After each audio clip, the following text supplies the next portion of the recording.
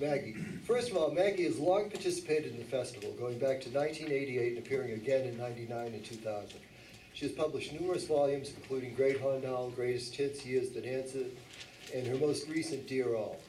In addition to which is for sale in the back, Maggie has been an important force in poetry in Ohio, having taught at Kent State University, editing the Wick Poetry Chapbook series, and directing the Wick Poetry program.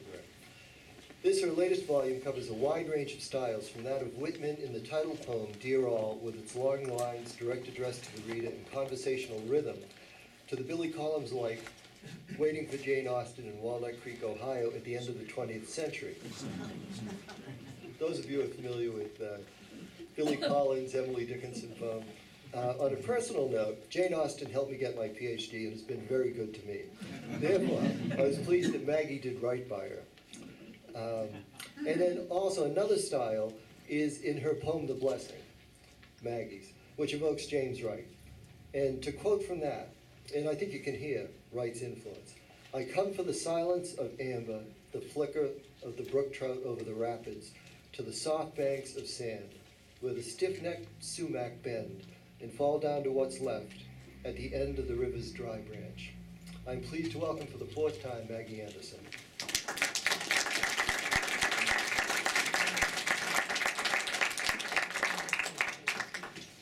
Thank you, Tom. Thank you, friends. James Wright's people, my people on the Ohio River. I'm going to read a river poem to begin. Tom mentioned that one poem of mine had some influence from James Wright. Probably a number of others do as well. He is, along with Muriel Rukeyser, an essential poet for me. This poem is called Empirical. Everything sad that ever happened to me I have mourned beside a river. This afternoon I sat by the bridge pilings and studied the slow drawl of the Willamette as it choked on the rocks and spit its current back through the branches of cottonwoods. Flood is easy for a river, like giving up. What's hard is carving a valley, pulling toward the sea on its hands and knees. In my room, there are 12 panes of glass, and beyond them, a furnace of pink azaleas pulling in the dark. It has been blue dusk for some time now, and I have been watching shadows alter these flowers to banked coals. I lie down to wait for the river. What I love about sorrow is its capacity for metaphor. How sadness makes things resemble each other. To the river, my body is just a stone. I give it what I have, first one, then the other of my empty hands. It lifts and carries me a few feet past blossoms of skunk cabbage, beautiful, like sheaths of sun. I float for a while, seeing clouds the way I saw them as a child. My long hair trails behind me like a windsock, seining twigs and fish. At the bottom is the vegetal mud, and it's not like anything, but it's mine. Like burning embers, the azaleas suck up the dark earth they fall to. I cloud the brown silk of the river, and I take it in.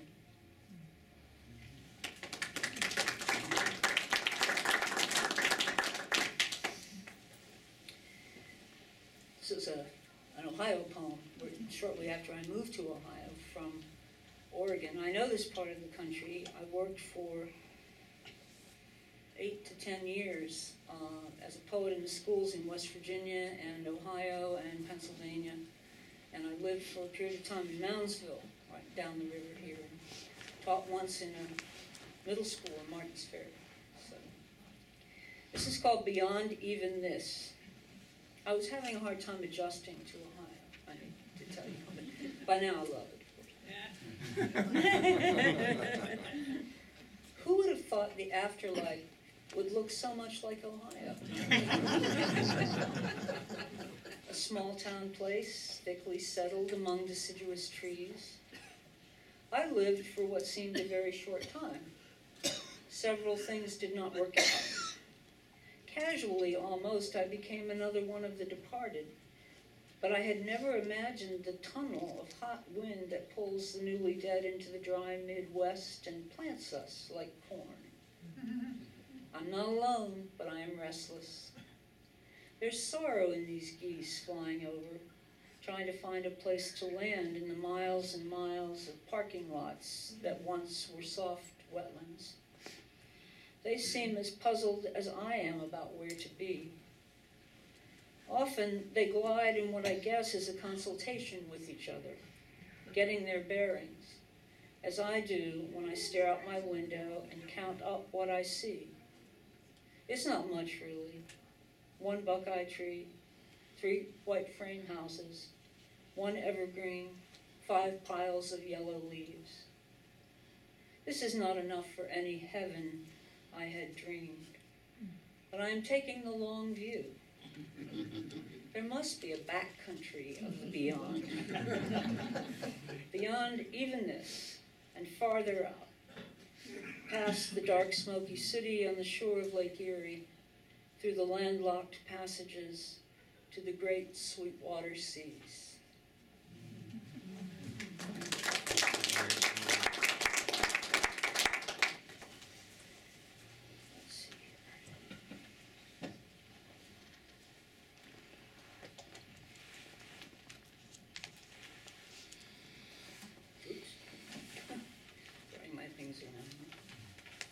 This is called A Few Small Gestures of Concern.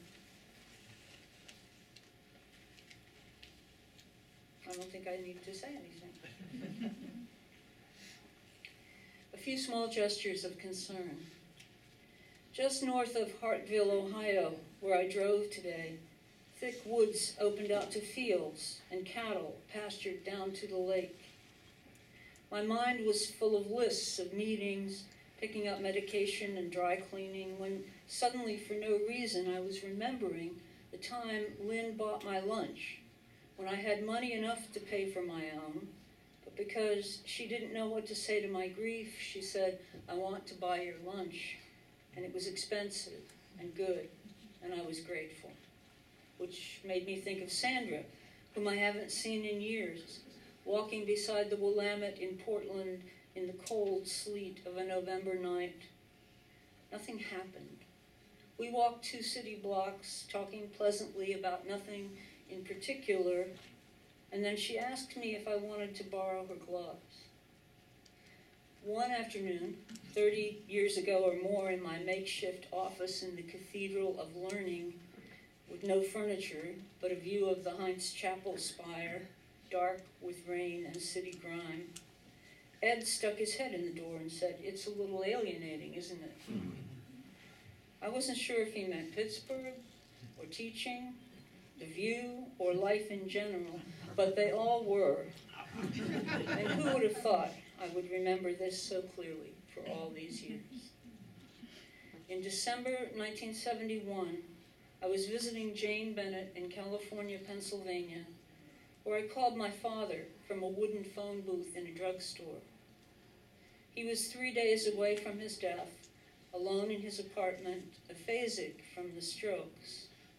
I told him, "I love you," and he said, "You're right." Those were his last words to me. Sometimes when the years come close like this, everything that happened once seems to have been happening forever. Someone is putting cold cloths on my head because it hurts. Someone is sitting on the edge of my bed where I am a fevered child in another world far beyond hearing. Today I was only busy, but when Anna touched my shoulder and told me, "Take a little nap, you're exhausted," I could see I was. So I lay down heavily, like the bales of hay the good farmer of Hartville pitched out for his stock, because the ground is frozen solid, because the weeds are iced with hoarfrost. And like the cattle, I ambled over the cold field to take whatever might be offered now from the flatbed of the mostly reliable wagon.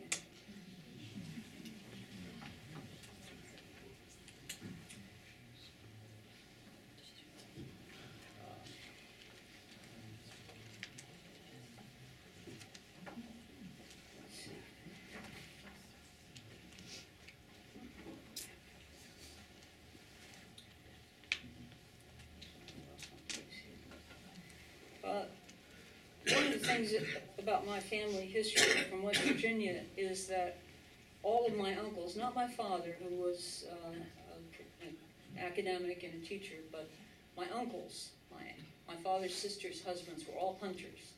They all went deer hunting. Probably some of you have been deer hunting, or you know people who have been deer hunting. And one of the things that I liked to do when I was young was help my Uncle Ike clean his guns. So this is a poem called Cleaning the Guns. The first part of this is actually true, it really is true. The deer heads were bolted to the wall in my uncle's houses, stuffed and mounted on a plaque. As a child, I was sure the body of the animal must be behind the wall, as if it had just poked its head through a curtain.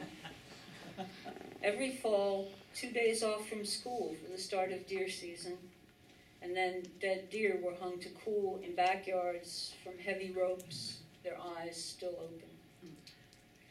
My uncles were all white men who chewed mail pouch tobacco and spit into coffee cans, and all of them were hunters. I liked to sit on the cement back porch with my Uncle Ike and help him clean his guns. We started with his revolver, then the rifles, and last, his shotgun. It took all afternoon. Ike had a white blanket to put the parts on so they wouldn't get lost, and old undershirts I cut up in little pieces to wrap around the rods. Ike was a machinist on the railroad, and he knew parts. He taught me the names of each one, and it was my job to do the final buff. After we worked a while, he might tell me how he got his deer this year, or another one from some time back, the one whose head now hangs over the TV set. Of course, in a few years he taught me to shoot, and I wasn't bad, but I never went hunting. Too much trouble, I told everyone, and by then I had grown a little scared of him. But really, it was the helplessness I couldn't get around. The deer, absolutely still, alert, one shot, and death. I couldn't do that. But I did like cleaning the guns. All the tiny parts, heavier than they looked, and the requisite precision, the art of it.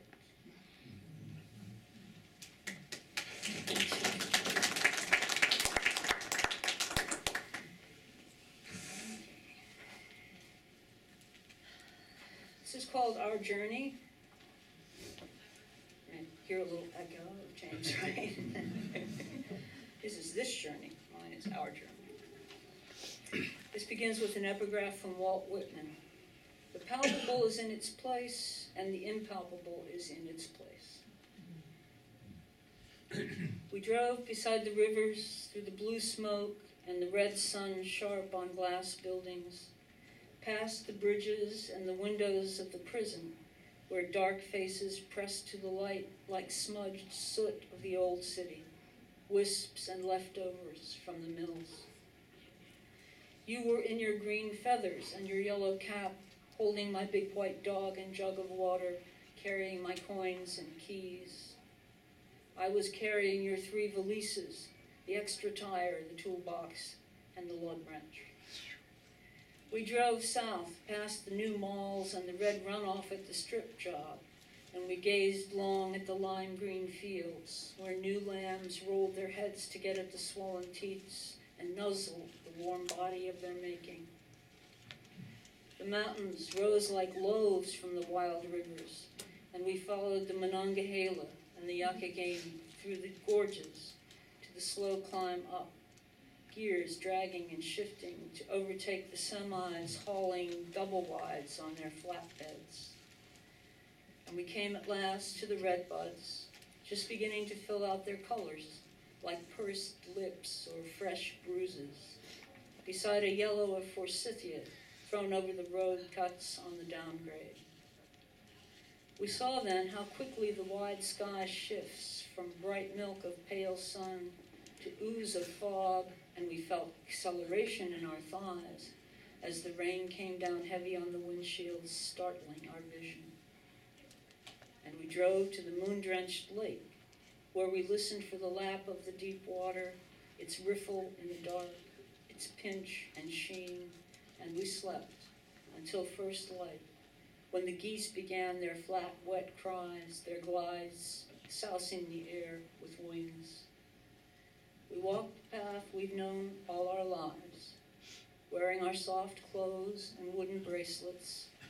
So near it was we could name every weed, holtzfoot and trillium, lavender verbena and nests of kingfishers in the cottonwood branches, lower to the water the beavers dammed up over the winter.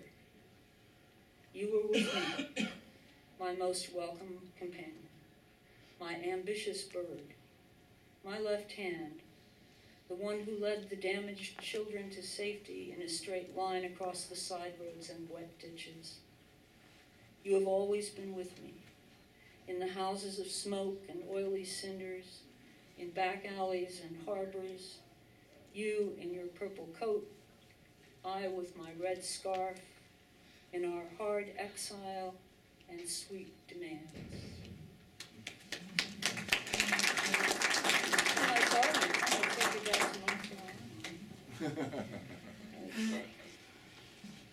Well, this one has a direct reference to our friend James Wright, so I nod at the beginning here.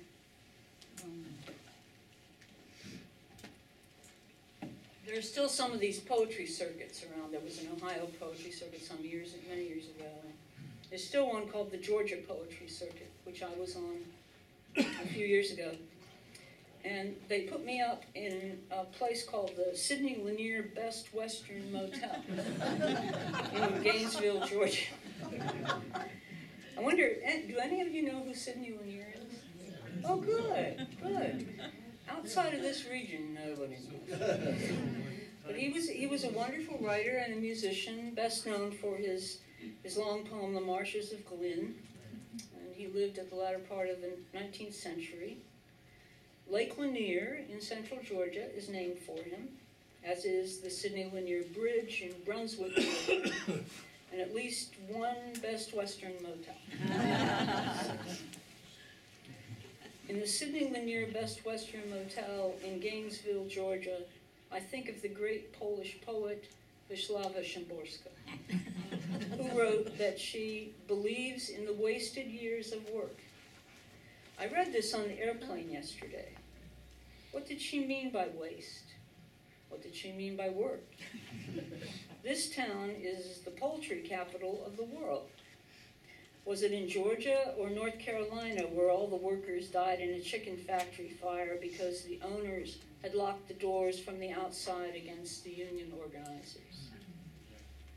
Last night at dinner we wondered, how long does it take to write a poem, on the average?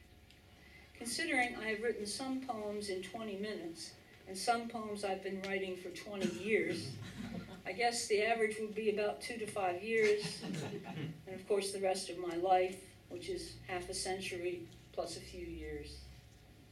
But we'd have to subtract the time required for raising children, and for the long distractions of grief, a year or two for grandparents, and for parents, maybe 6 to 8 years, depending on how many you had to begin with, and that's not counting friends, ex-lovers, or beloved pets, and at least 5 years for partners, and for the loss of a child, years are uncountable, years with no heart and no thought.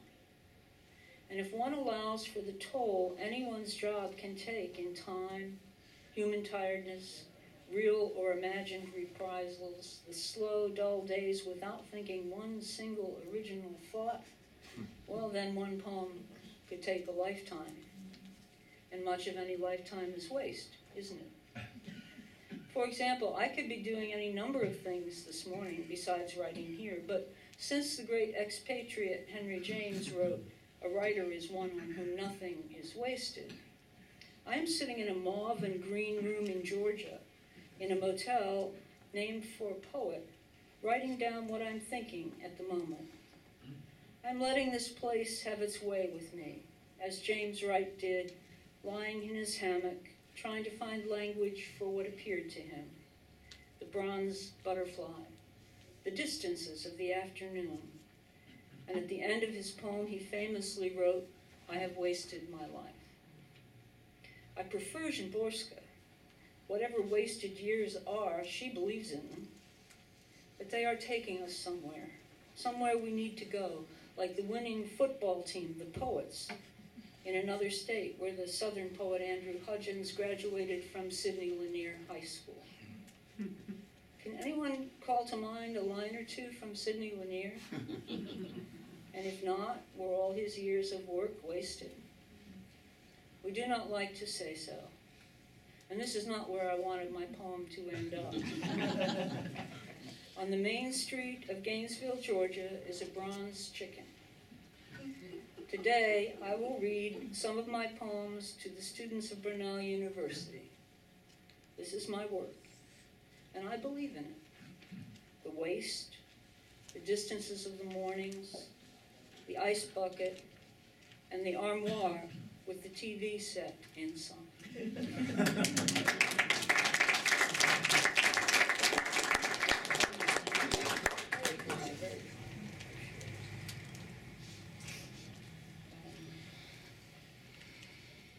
Well, let's see here. I had a plan, but I've lost it, so I'm going to have to just go along with things. I don't think anybody ever writes just one poem. Do you? You don't, and many of us write poems over and over again on the same material. And some of the same material for me was the early deaths of my parents. I was orphaned and without family by the time I was 25 years old. My mother died when I was 8, and my father when I was 20. I have no siblings. When I turned 50, which was the age my mother died, I felt some kind of strange something. Like I was going into some territory I didn't know how to go. So this poem is called At 50. My mother died at 50 of a beautiful word, leukemia. 9 years earlier in autumn, she gave birth to me, when the maples in the park began to turn, as they do now. I don't know how to walk here. In the shifting space, no meanings fill. I have now outlived her. I enter this foreshortened field, wildly unmothered still.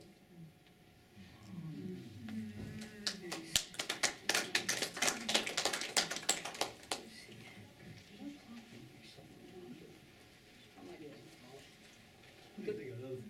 Another 5 minutes. Okay, I can do it. We can get that. How about if I read you 2 more poems? Good. Does that sound good? Why not? It's warm in here, it's a sleepy afternoon. This is the title poem of the book. It's called Dear All, comma, and it's funny, most of the books that I've written the first poem in the book and the last poem in the book after the whole middle was written. I don't know if that happens to other people, but I didn't have a beginning and I didn't have an end, I just had a middle. And then I was very happy to be able to find a beginning poem and an ending poem, which I will end with. Dear all, you, whose memory comes to me winter afternoons as the soon-gone sun falls low and thin. You, whom I knew long and well. You I knew but slightly, knew not well but cared to, had there been place enough and time. You who have come to hate me now. You who are the trees out the window to me, the shallow-rooted I have always loved. I greet you in my unsent letters, in both my random and my steady thoughts. You whom I failed to thank, and you I failed to turn to. You I have tried and tried to speak with and have not been able to cross those seas. You I fought with in the snow in unsatisfactory shoes, marching up and down, shouting at each other, so hot we were, so cold, the drifts deepening. You I let down, and you I picked up by the highway. You who have made a name for yourself. You who were called back and never came back. You who would not leave.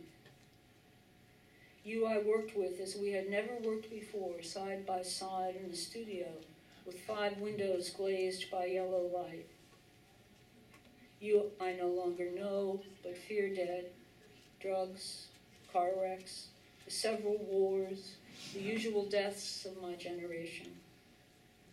And you who have gone the distance, beyond your disappointments, your cancers and their dire cures, my friends, I send you this letter from the landscape of our years together.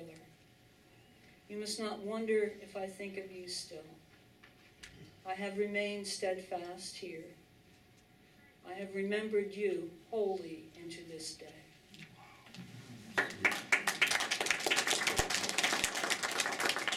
The last poem I'll read is a tribute, in some ways, to my other essential poet, Muriel Rukeyser. The title is a line from one of her poems. And then I arrive at the powerful green hill. Up, up, I follow the creek bed, through downed branches, on spongy leaves, rimed and slippery. The way is clear because it is late winter, wet snow patches, the runoff cold, cold to the touch, a tang of ice still in it. And then I arrive at the powerful green hill, my place, my exact location, where I began and started from, where I will end beneath this ground.